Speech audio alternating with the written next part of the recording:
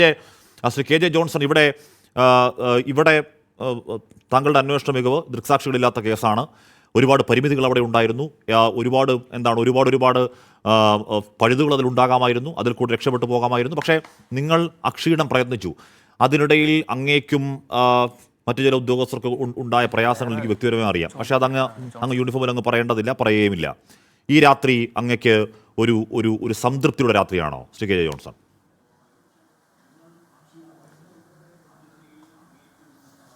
തീർച്ചയായും ഒരു സംതൃപ്തിയുള്ള രാത്രിയാണ്. അതായത് ഈ കേസ് എൻ്റെ അന്വേഷണ ചുമതലയിൽ വന്നപ്പോൾ മുതൽ അതിനു വേണ്ടിയിട്ടുള്ള ശ്രമങ്ങളും ഒരു ഇൻവെസ്റ്റിഗേഷൻ ടീം എന്ന നിലയ്ക്ക് ഉള്ള പോലീസുകാരടക്കമുള്ള വനിതാ പോലീസ് അടക്കമുള്ള ആളുകളും അതിന് നേതൃത്വം നൽകിയ നിർദ്ദേശങ്ങൾ നൽകിയ ശില്പ മാഡത്തിനും മറ്റും ആദ്യം നന്ദി പറയേണ്ടതാണ്. അതുകൂടാതെ തന്നെ ഈ കേസ് ഒരിക്കലും ആദ്യഘട്ടത്തിൽ അന്വേഷണം ആരംഭിച്ചപ്പോൾ ഇതിന് യാതൊരുവിധ തെളിവുമില്ല, ഇത് തെളിവ് കണ്ടെത്താൻ വിഷമമാണ്, കോടതിയിൽ എത്തിക്കഴിഞ്ഞിട്ടുണ്ടെങ്കിൽ തന്നെ ഇത് കേസ് പരാജയപ്പെടുമെന്ന് ഉള്ള ചില പരാമർശങ്ങളും മറ്റും വന്ന സമയത്താണ് നമ്മൾ ഈ കേസിൻ്റെ അന്വേഷണം ആരംഭിക്കുന്നത് തന്നെ.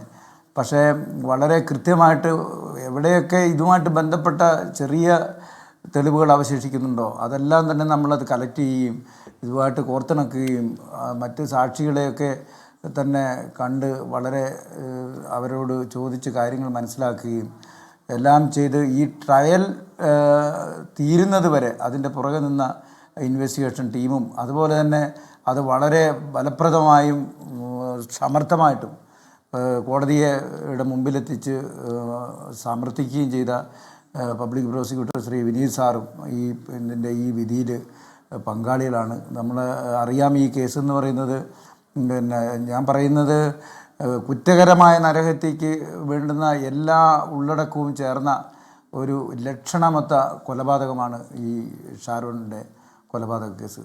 അപ്പോൾ അതിൽ ഇവരുടെ കുടുംബത്തെയൊക്കെ ഞാൻ പല പ്രാവശ്യം മൊഴിയെടുക്കാൻ വേണ്ടിയിട്ട് അവിടെ ചെന്നിട്ടുള്ളതാണ്.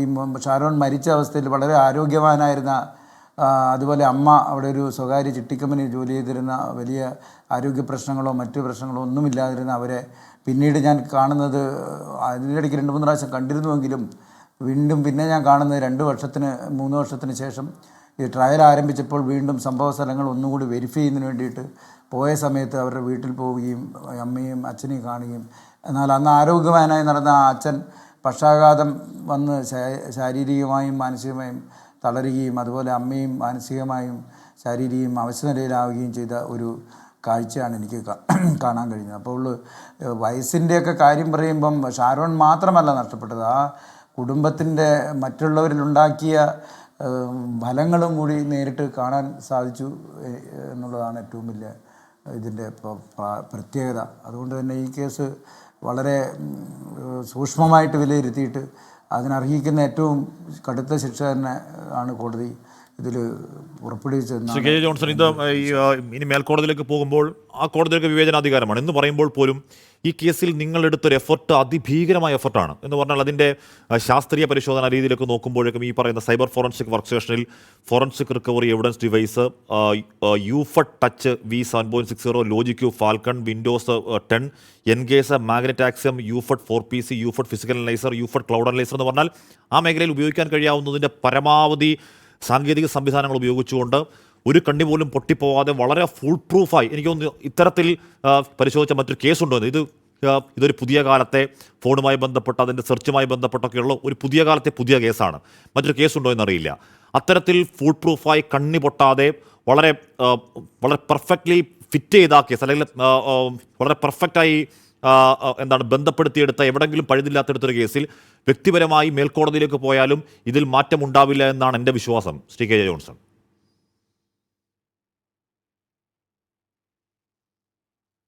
അതെ, അത്രയും ശക്തമായ തെളിവുകൾ നമ്മൾ ഈ വിചാരണ കോടതിയിൽ തന്നെ സമർപ്പിച്ചിട്ടുണ്ട്. അതിനെയൊന്നും ഖണ്ഡിക്കുന്ന തരത്തിലുള്ള ഒരു തെളിവ് ഡിഫൻസ് വിഭാഗത്തിന് ഹാജരാക്കാനും ഇതുവരെയും സാധിച്ചിട്ടില്ല. അവർ ഓരോ ആരോപണങ്ങൾ തിരിച്ചും മറിച്ചും അടിസ്ഥാനരഹിതമായ ആരോപണങ്ങൾ ഉന്നയിക്കുക എന്നല്ലാതെ അതിന് ഉപോത്പകമായ ആദരവിധമായിട്ടുള്ള സപ്പോർട്ട് ചെയ്യുന്ന തെളിവുകളും വിചാരണ കോടതിയിൽ ഹാജരാക്കിയിട്ടില്ല. അത് മാത്രമേ ഇനിയും മേൽക്കോടതിയിലേക്ക് പോകുമ്പോഴും ഉണ്ടാവാനുള്ള സാധ്യതയുള്ളൂ. പിന്നീട് പ്രായത്തിൻ്റെയും മറ്റു കാര്യങ്ങളുമൊക്കെ വരുമ്പം ഉള്ള വിഷയമെന്ന് പറഞ്ഞാൽ ഈ പ്രായത്തിൽ തന്നെ ഒരു അറ്റംപ്റ്റ് പരാജയപ്പെട്ടു, ആ അറ്റംപ്റ്റ് പരാജയപ്പെട്ടതിന് ശേഷം അതിൽ നിന്ന് പിന്മാറുകയോ പശ്ചാത്തപിക്കുകയോ ചെയ്തില്ല. വീണ്ടും അതെങ്ങനെ ഫലപ്രദമായി നടത്താം എന്നാണ് ഈ പ്രതി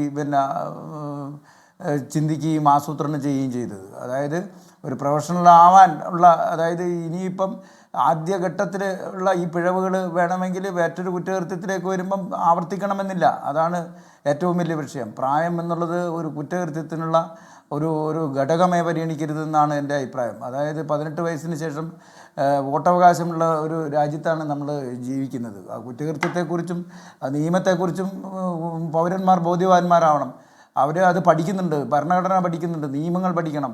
അപ്പോൾ എന്നാലേ ആ നിയമവ്യവസ്ഥയിൽ അധിഷ്ഠിതമായ ഒരു രാജ്യത്തെ പൗരന്മാരാവാൻ കഴിയുള്ളൂ. അപ്പം ഓരോരുത്തർക്കും ആ രീതിയിൽ പ്രായത്തിൻ്റേതും അല്ലെങ്കിൽ മറ്റുള്ള രീതിയിലും അതെല്ലാം പരിഗണിക്കണം, അല്ലെങ്കിൽ അതൊക്കെ മനസ്സിൽ വേണം എന്ന് തന്നെയാണ്. പക്ഷേ ആ എതിർഭാഗത്തിൻ്റെ നഷ്ടപ്പെട്ടു പോയവരുടെ അല്ലെങ്കിൽ കൊല്ലപ്പെട്ട ആളുടെ മറ്റ് നഷ്ടങ്ങളും മറ്റു കാര്യങ്ങളും അതേ വയസ്സും പ്രായവും സ്വപ്നങ്ങളുമുള്ള ഒരു ചെറുപ്പക്കാരൻ നീറി മരിച്ച ആ അവസ്ഥയെക്കുറിച്ച് ചിന്തിക്കാതെ ആ പ്രതിയുടെ അവകാശങ്ങളെക്കുറിച്ചും പ്രതിയുടെ പ്രായത്തെക്കുറിച്ചും പ്രതി മറ്റൊരു ലിംഗത്തിൽപ്പെട്ട ആളാണെന്നുള്ള ചർച്ചകൾക്കുപരിയായിട്ട് ഇത്തരം കുറ്റകൃത്യങ്ങൾ ആവർത്തിക്കാതിരിക്കാൻ ഇതൊരു വലിയ സന്ദേശമാണ്. കോടതി ആമുഖത്തിൽ തന്നെ പറയുന്നുണ്ട്, ഇത് ഒരു മാധ്യമങ്ങളുടെ ഇതിനു വേണ്ടിയിട്ടല്ല ഞാൻ ഈ വിധി പ്രസ്താവിക്കുന്നതെന്ന് ബഹുമാനപ്പെട്ട കോടതി. അല്ലല്ല, ആ വിധിന്യായം ഞാൻ വായിച്ചതാണ്. ആ വിധിന്യായത്തിൽ എന്തുകൊണ്ടാണ് റയറസ്റ്റ് ഓഫ് റെയർ എന്ന് കോടതി കണ്ടെത്തുന്നത് വളരെ ഭംഗിയായി, വളരെ അത് വായിക്കാത്തവരാണ് വിഷയങ്ങൾ പറഞ്ഞത്.